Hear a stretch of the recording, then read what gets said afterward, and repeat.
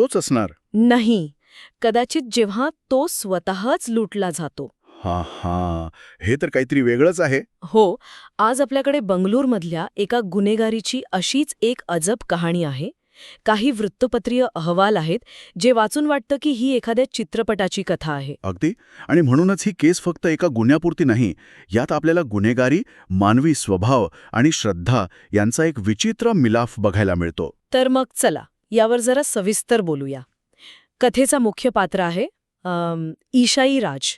बंगळूरमधला एक सराईत गुन्हेगार. हो, तर 22 नोव्हेंबरच्या रात्री तो मंडोरमधल्या एका बंद घरात घुसतो. आणि तिथून जवळपास 330 ग्राम सोनं. आणि 25,000 रुपये रोख.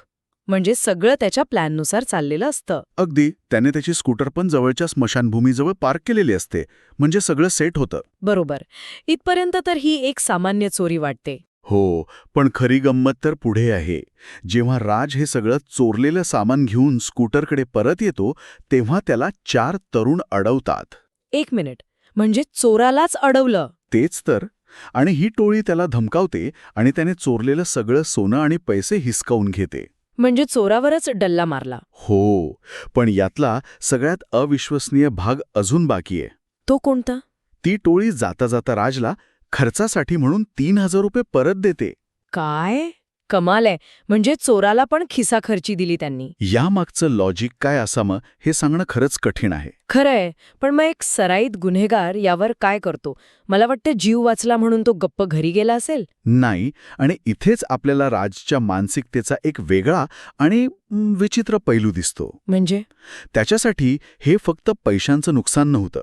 त्याचा असा विश्वास होता की असं रिकाम्या हाताने परतणं हे एक मोठं अपशकुन आहे. अपशकुन?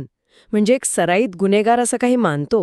हो, हा विचार त्याच्यासाठी चोरीचा माल गमावण्यापेक्षाही जास्त त्रासदायक होता.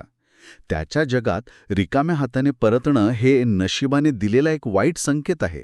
म्हणून आपलं नशीब सुधारायला तो पुन्हा धोका पत्करतो. अगदी बरोबर. आणि इथेच त्याचा तो गुन्हेगारीचा अंदाज किंवा त्याचा तो अंधविश्वास समोर येतो.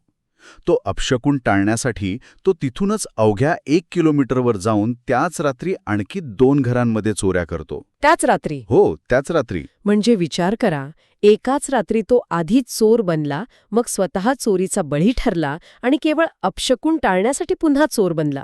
या 2 चोऱ्यांमधून त्याला जवळपास 120 ग्राम सोनं आणि 1.5 लाख रुपये मिळतात.